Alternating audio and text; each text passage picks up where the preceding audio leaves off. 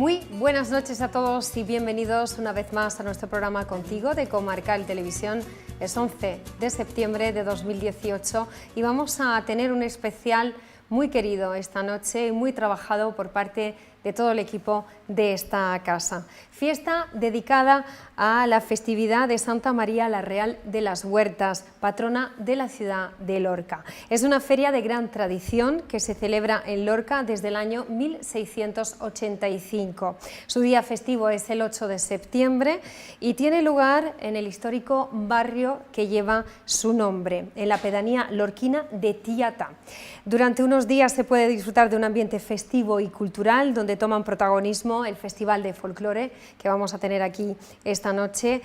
también pues actuaciones musicales de grandes artistas, la tradicional romería, como no, y no falta la zona recreativa con típicas casas de turrones, anís y atracciones para los más pequeños. Todo eso y más lo vamos a ver en el programa de esta noche, pero antes de dar la bienvenida al invitado que viene a adelantar un acto al que todos ustedes están invitados para la tarde-noche de mañana, damos paso al patrocinador de la primera entrevista. Desde la Plaza del Negrito o la Plaza del Óvalo de Lorca, Clínica Dental Dr. René Rojas, un equipo profesional y cercano que cuida la salud bucodental de los tuyos. Clínica Dental del Dr. René Rojas, 20 años ganando sonrisas. Gracias, como siempre, por estar con nosotros y hacer posible todas estas entrevistas, los grandes patrocinadores. Voy a leer una parte de la introducción del libro que vamos a presentar aquí esta noche, y este programa Contigo ya se ha convertido en un referente de grandes escritores, pero en este caso, este mes de otoño, todos queremos un libro que nos aporte algo más. Les invito a poder conseguirlo porque de verdad vamos a descubrir muchas de las cosas que no entendemos y que no sabíamos de ese convento donde está refugiada la patrona de Lorca. El conjunto de pinturas murales del convento Virgen de las Huertas de Lorca es uno de los más extensos y de más complejo significativo en cuanto se conservan en la región de Murcia, y también uno de los más representativos de toda la orden franciscana. Abordar su completo estudio era una tarea y un reto que así se imponían los historiadores de arte murciano como la manera idónea de volver a apreciar este importante legado plástico. Está con nosotros la persona que ha decidido volver a escribir lo que esconde, los secretos que esconden esas pinturas, y que no se sabe si la cosa continuará porque este convento siempre está dando nuevas historias y contándonos de dónde procede muchas de las cosas y del arte que tiene nuestra ciudad. Está con nosotros Manuel Muñoz Clárez. Muy buenas noches. Hola, buenas. En este caso es archivero municipal, es historiador y ha tenido la valentía de hacer algo muy complicado que ya se hizo en su día, pero que se recupera con más actualidad, pero aún queda por contar. Sí, la verdad es que mi oficio es el de estar en el archivo, atender el archivo, ofrecer información a los investigadores, tanto a los investigadores como a los administrados, con los expedientes que van prácticamente al día en el archivo. Pero por vocación, tanto Eduardo como yo, que estamos en el archivo, pues somos historiadores del arte. Y una de las cosas que me llamó la atención realmente cuando vine a Lorca fue ese conjunto de pinturas que no son de una primerísima calidad, no son las pinturas más buenas del mundo, pero son unas pinturas interesantes por lo que cuentan, por lo que dicen. Y durante un tiempo largo, durante aproximadamente año y medio, 2 años, con la ayuda de mi mujer, que se venía allí la pobrecilla y tal, y iba, venga, dime, tal, y vámonos ya, pues bueno, pues lo dejamos otro día. Y entonces estuve no solo haciendo la fotografía, sino tomando todos los textos que había en las paredes, viendo cómo articular aquello. Y el resultado fue pues un resultado, yo creo que bueno, porque conseguí, leyendo los sermones del padre Morote, documentándome sobre vidas de santos franciscanos, sobre la orden franciscana, sobre la historia propia de la ciudad, sobre teología franciscana y teólogos importantes, como el caso de Juan Duns Escoto, al que el padre Morote le tenía una cierta devoción, pues hilar un poco otra vez todo el mensaje que lanzaban las pinturas, los distintos ciclos iconográficos que hay, tanto en el camarín como en la iglesia, como en la escalera de la Tota Pulcra. Y una vez compuesto ese texto, se lo mostré al que entonces era guardián, al padre Pedro Riquelme. Hombre, tal, está interesante, pero haz un esfuerzo más y vamos a ver si con una introducción histórica, todo esto que cuentas y tal, pues se queda mucho más centrado, hablando un poco del establecimiento franciscano y después del análisis de las pinturas, y te va a quedar mejor. Y la verdad que el consejo fue magnífico. Magnífico porque me obligó pues, a revisar muchas de las cosas que se habían dicho sobre el convento, a investigar un poco de los orígenes, el origen de la devoción a la Virgen de las Huertas, cuándo accede la Virgen de las Huertas al patronato, cómo había transcurrido la vida de los franciscanos desde su llegada en 1466 hasta prácticamente la expulsión de la orden en 1835 y ese periodo convulso del siglo XIX. Fue un trabajo realmente muy, muy bonito. Ese trabajo, que se publica en 1996, pues que hace ya unos cuantos años, estaba prácticamente agotado. Entonces me dieron la oportunidad de nuevo los franciscanos, a través del padre Valenzuela, que trajo el encargo así muy, digamos que imperativo, de tienes que corregir el libro para ponerlo en... Y la verdad es que se lo agradezco muchísimo porque me ha permitido incorporar unos capítulos interesantes dentro de la nueva edición del libro. ¿Los lorquinos somos conscientes del valor que tiene este santuario? Yo creo que sí, por lo menos si no somos conscientes completamente de la materialidad del convento y de la significación profunda de las pinturas, sí, de un modo sentimental, de un modo visceral, el lorquino está muy unido con lo que es el convento de la Virgen de las Huertas. A pesar de que se pueda atisbar en algún momento pues una cierta falta de entusiasmo en acudir a las fiestas patronales, o que no hay mucha gente, o que es la fiesta del barrio de la Virgen de las Huertas y tal, pero hay mucha representación de la ciudad y hay mucha gente de la ciudad que acude a ese día 8 de septiembre y a esa feria chica que se desarrolla en torno a la Virgen de las Huertas y que desde 1685 se viene celebrando en el claustro, salvo un pequeño inciso que hay cuando se suspenden por acontecimientos de guerras, como la guerra de independencia o la guerra de sucesión a comienzos del 18, que hace que no se considere el recinto de la feria seguro y se traslada temporalmente a la ciudad, pero casi siempre la ciudad, el campo, la huerta se ha volcado con la Virgen de las Huertas, siendo patrona a partir de 1858, cuando ya se le conoce como ese título oficial de patrona, como antes, como una devoción propia de los huertanos y del campo de Lorca. La mayoría de las personas que asisten por un motivo u otro, bien en las fiestas o bien en cualquiera de los eventos religiosos que esconde este lugar, no podemos fijar la vista solamente al altar. Yo me fijo en la gente y a todos nos pasa igual, y es que empezamos a mirar continuamente y a apreciar muchos detalles que a lo mejor otra vez que hemos estado han pasado desapercibidos, y esto nos va a ayudar un poquito a entender, ¿no?, sí, de dónde proviene cada una de ellas. Sí, el libro si tiene alguna virtud es que la primera parte entretiene y luego las conclusiones de la segunda parte pues te dan una idea de qué significa el conjunto de pinturas murales que hay allí. Decía antes que la oportunidad que me dan de volver a retomar algunos temas pues ha hecho que este libro no sea exactamente igual que el que se publicó en 1996, sino que tenga unos capítulos completamente nuevos. El capítulo, por ejemplo, de mayor información de la Hermandad de la Virgen de las Huertas, el capítulo de la economía conventual a través de los libros de disposiciones y visitas que se han revisado entre 1680 y 1745, el capítulo de la devoción, de la expansión de la devoción a la Virgen de las Huertas, acogiendo ahora también ese retablo sorprendente que sigue existiendo en Monein, en Francia, en el sur de Francia, en el antiguo condado de Béarn, donde hay una representación de la patrona de Lorca, la Virgen de las Huertas, con un cuadro de Camacho muy, muy singular, muy bonito. Y se ha ampliado notablemente todo lo que es la historia del enclave franciscano durante el siglo XX, y luego se han incorporado, evidentemente, por un lado, el yacimiento arqueológico del subsuelo, que es importantísimo para el convento, y luego también lo que es el terremoto de 2011, que ha significado en cuanto a desastre pues para la arquitectura, las pinturas, etcétera, etcétera. Pero eso digo, el libro, si tiene algo entretenido, es esa primera parte que nos informa muy bien de toda esa parte, y luego las conclusiones que nos dicen qué es lo que hay en cada uno de los ámbitos iconográficos. En la iglesia el que mire va a encontrar una representación fascinante de la orden franciscana, desde la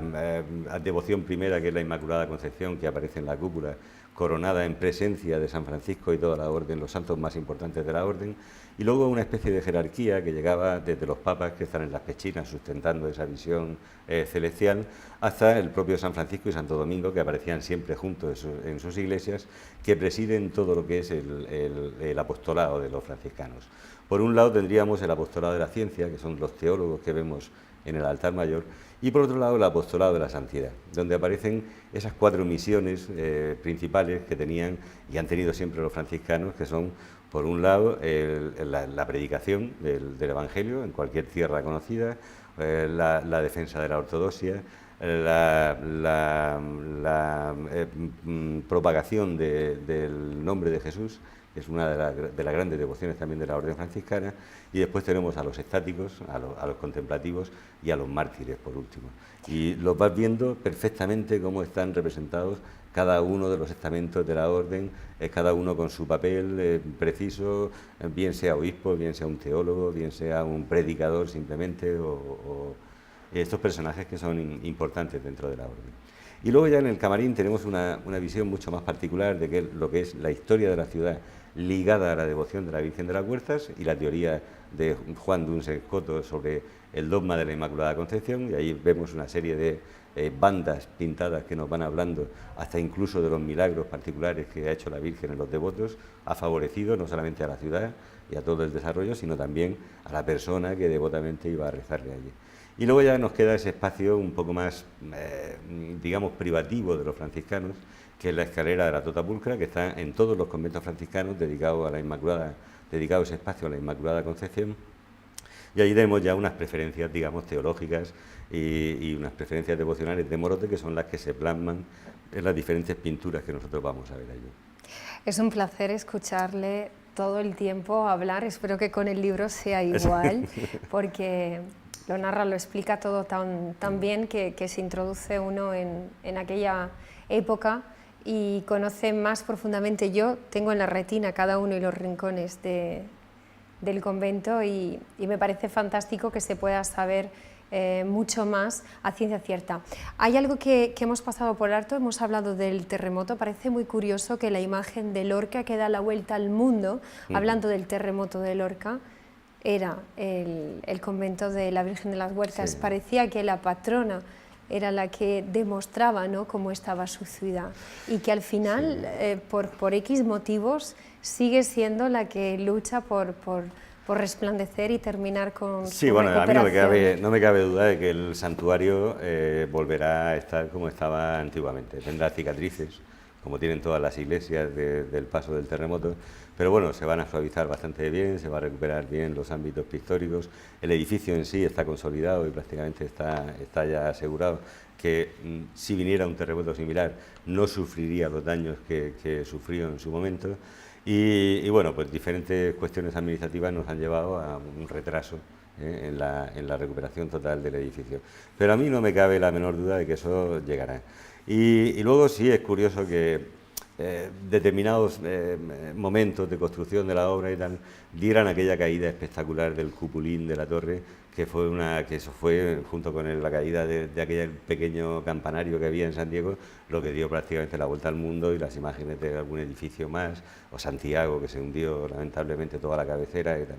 Y sí parecía que la patrona quería hacerse cargo del terremoto ella sola y tal, pero realmente aquel desplome obedeció a una lentitud en la construcción de la torre. Cuando en 1901 colapsa buena parte de lo que era la torre antigua y parte del coro, se decide reconstruir todo aquello y cambiar la ubicación de la torre, porque la torre estaba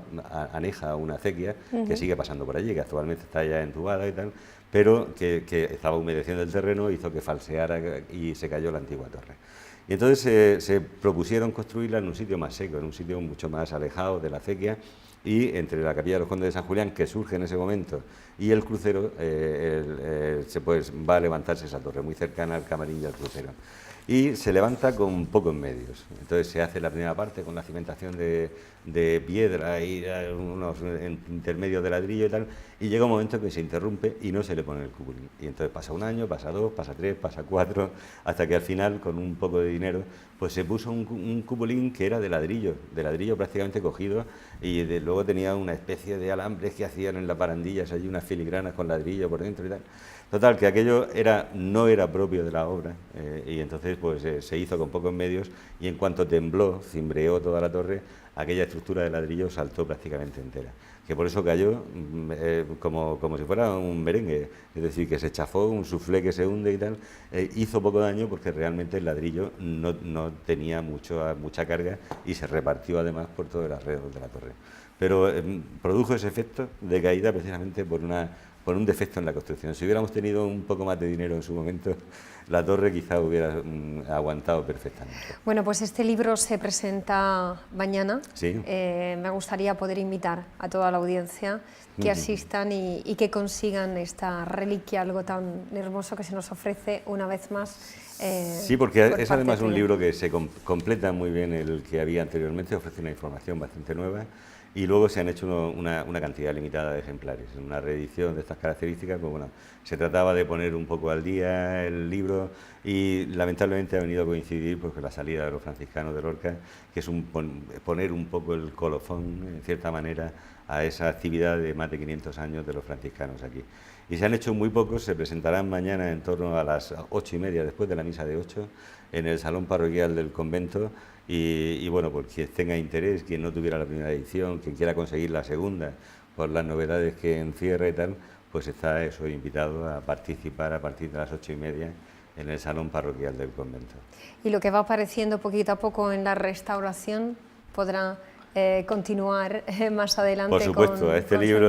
no a este libro, sino a un libro específico sobre la arqueología del convento franciscano de las Huertas. Ese tiene que venir, y a este libro, pues que se le han corregido fallos ahora, me imagino que en el futuro pues podremos corregir algunos fallos más que se detecten en la lectura. Muy bien, pues para terminar la entrevista vamos a recordar el primer acto que fuimos a grabar, y era la recuperación de esas caracolas, sí. donde le escuchamos como narrador, conductor de esta tradición que se recuperaba con muchas ganas, y fue, yo creo que quizá de todos los eventos que hemos tenido este año, el más emotivo. Es posible que fuera un acto emotivo dentro de la festividad de la Virgen de las Huertas, porque, hombre, asistir a la feria chica, a la misa grande, a la misa tal, era una cosa que, pues, obligada. Son 4 o 5 actos puestos allí de devoción, de